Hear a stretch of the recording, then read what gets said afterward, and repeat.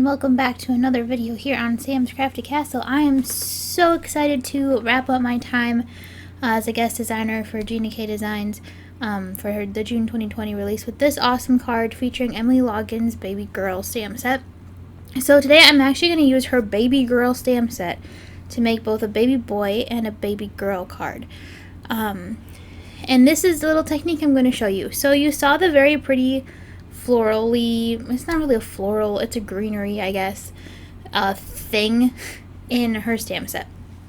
So I really wanted to stamp that on a circle, and if you're familiar at all with MISTIs, stamping on things that are not square can be hard because they don't fit right in the corner of your MISTI, because your MISTI has square corners and sometimes you want to stamp on circles or ovals or things like that, and it gets a little tricky. This is also actually the first time I used this stamp set was to film this video, so my stamp wasn't stamping well necessarily because I hadn't used it enough. So as you know, the more you use a stamp, the better it stamps. And it was just too brand new. So I knew I needed to use my MISTI to do the circle, plus I wanted to stamp on both sides of the circle, or both halves of the circle I should say, and I wanted to be able to do that fairly easily. So what I have here is just a square piece of cardstock that's just a little bit bigger than my circle, and some purple tape. And I'm just going to stick the circle onto the cardstock, and then that'll go very nicely into the corner of my MISTI and stay there and let me stamp this cute little greenery piece right in the middle. So in this video I am actually only going to show you how I made the baby girl one, I believe. But I will show you the baby boy one at the end, and of course the pictures and stuff will be on my blog and my Instagram after for you guys to check out when you're done watching the video. So like I said, the square corner on the card just lets me very nicely slip that into the corner of my MISTI. I know it's not going to move if I have to stamp it a few times. I still put my magnet on it just because I'm actually reusing purple tape that I already had out and used once before for this card, so my purple tape is not super sticky. The other thing I suggest too, if you are able to do it, is to purple tape down your square as well. That just helps keep it from moving, because I did do this a few times, and that was the other one of my big things, is sometimes my square would like to move, but that happens sometimes in MISTI anyway, especially if your magnets are getting a little old, and mine are, so I have to get some new ones, I think. So the other thing too, and then you can see here to stamp the other side, all I did was flip it over. Now my circle not perfectly centered in the middle of my square, which is why I end up having to clean and move the stamp. I think if you got your circle more centered in the middle of your square, because the circle is even all the way around, you should be able to just flip it over, or rotate your square around, kind of like a wreath builder, but not, but the same idea where you can like rotate it and then get the circle, because the circle is even all the way around. So this was kind of my solution for that, and like I said, I don't think I was getting my circle perfectly centered on my square, so it was a little bit harder, and I wasn't able to just flip it around and stamp it. And if you look, it's still not perfectly even, but again, this is more about like how to stamp on an oval or how to stamp on a circle if you're like me and just tend to have die cut shapes, or you think die cut first and then remember, oh, I should have stamped this first, because I never remember to stamp first. I always die cut first, and then I get upset when I don't have the right shape, or I didn't leave enough room to cut out my greeting, and now I have to use it as a square. That's no fun. So I'm just grabbing here her Let the Babymoon Begin stamp set, and I made so many cards with her baby set, and they're so much fun, and I feel like I need to know people who are having babies now, because I have an abundance of baby cards, which you heard me say on Instagram the other day if you follow me there. So this one is just, again, I'm just stamping the greeting. Yeah. I should also mention the green ink that I used is Gina K Designs Jelly Bean Green, and this is the Gina K Designs Obsidian ink that I'm using here to stamp the greeting. And I just wanted to give one more tip about the square thing. Another tip I would give, if you happen to have a scrap piece of colored cardstock that you're using rather than the white cardstock, I may suggest that instead. And you can see here, this is the first time I stamped this stamp, so it does not stamp well, because I also didn't, like, you can do a bunch of different things. I've seen people use erasers, like a white eraser, and just rub it over. I've seen people put Versamark on it first, which if I remember to do it, that's usually what I do, but I'm not gonna lie to y'all, I don't normally remember to season or prime my stamps before I use them, because I'm just too excited, because who doesn't like new stamps? I mean, for real. So I do tend to forget that step, and then I just usually I have my MISTI, and then I can go over it again and again and again until I get it right.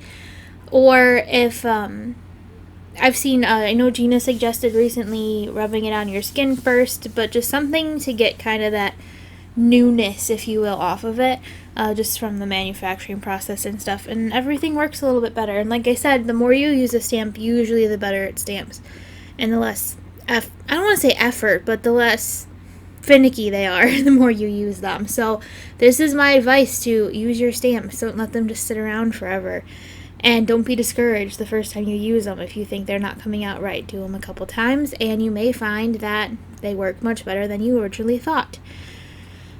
So that's basically it for this card. That's the technique. Very, simple this time, but like I said, I am one who likes to stamp on circles and ovals, and I tend to just have them cut, or I cut them first and then realize I should have stamped on them with my MISTI while they were still in a square form. So that's just a little trick I came up with to help with if you're like me and forget. I've done it before where I've just put the circle in my MISTI and put it in the corner as much as I can, and then put my magnets on it. But sometimes your circle is too small and the magnet doesn't fit with the stamp that you want, or a million other things. The circle moves on you and you have to stamp again, and now you can't get it perfectly lined up because it is at this, you can't tell if it's at the same rotation as it was before it moved. Or you're like me and sometimes forget to put your magnets on when you stamp things in your MISTI, because I've been known to do that a few times as well. And sometimes it's a lot of room for error if you're stamping on a circle with a MISTI, and if you're stamping on a circle with a regular block, we all know that sometimes that doesn't work very well. So this way makes it really easy. Like I said, it doesn't even have to be a square, it just has to be something with square corners. So if you have an extra card panel size piece lying around, you could use that. It can be any size of paper that fits in your MISTI, as long as you can get it in the corner so that you have that solid edge that you can butt it up against. And that's it. That's it. That's my tip. So it's more of a tip video, I guess, today than a technique video, and just to highlight this amazing stamp set. So I'm just going to take a minute while I am coloring in these flowers, and you actually don't see me color in the whole thing, so don't worry. But I thought this would be a good time to chat about the release. So the Gina K Designs June release was on June 10th, and Gina was nice enough to ask me to come and guest design, and I'm so excited that she asked me to do this. And I am very much in love with all of the stamp sets that came out. I used almost all of them. There's only one that I didn't use. You can go to my Instagram and you can see a few of the individual photos. I didn't share individual photos of everything I made because I made a lot of cards for this release.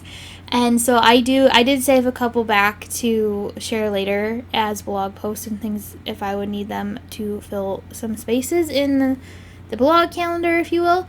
So I did save a few of them back, but I made so many cards, and I am not really ready to put these stamp sets away yet. I may make a few more before I organize them and put them away, because the ideas just keep flowing. And her permanent design team, the other guest designers, her illustrators have made some amazing things, and I think every time I look at them, I get another idea. So you'll definitely be seeing more of these stamp sets from me, but all of the illustrators did amazing. The kit is amazing, although I'm assuming at this point it's still sold out. I know she had mentioned she may restock it at some point, but I don't know exactly when that'll be. But I know at this point I'm fairly certain all the other stamp sets are still available. I am recording this voiceover a few days before the video goes up, so that could change. But at the time I'm filming this and recording this, they are available. So hopefully you can find some time to wander over to her site and check them out. Also, check out the Facebook group. She has a Facebook group called Gina K Designs and Stamp TV Friends. And there's a ton of inspiration and stuff in there. And I've seen a lot of people are starting to get their orders and things from the release.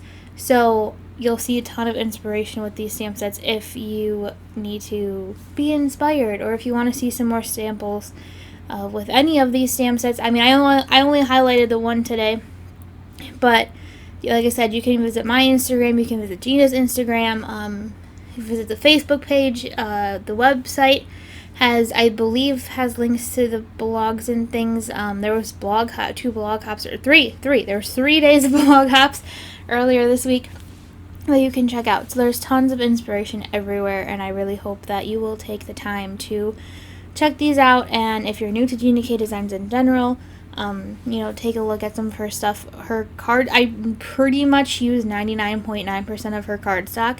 I have okay, let me rephrase this. I have quite a chunk of cardstock that I am desperately trying to use up because I would love nothing more than to go 100% Gina K Designs cardstock because that is how much I love it.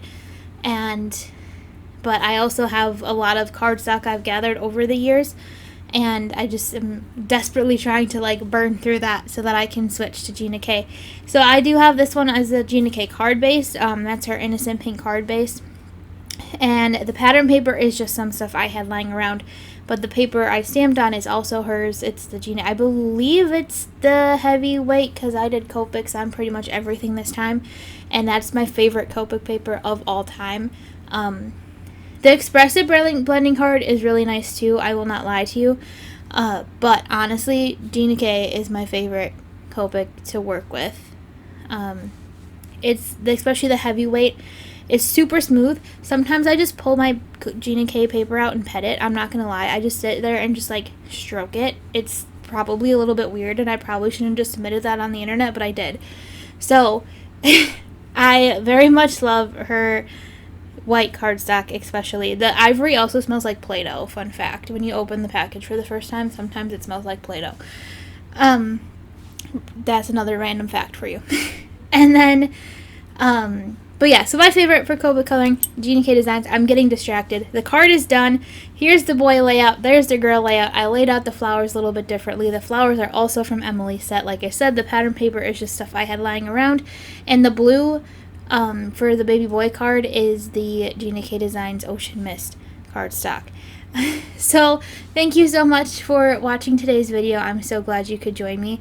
And I will see you again soon, and we'll do more with these stamp sets, do more with more stamp sets. I don't know what the next video... Oh, the next video is going to be some fun with watercolor. So I will see you again soon, and have a crafty day.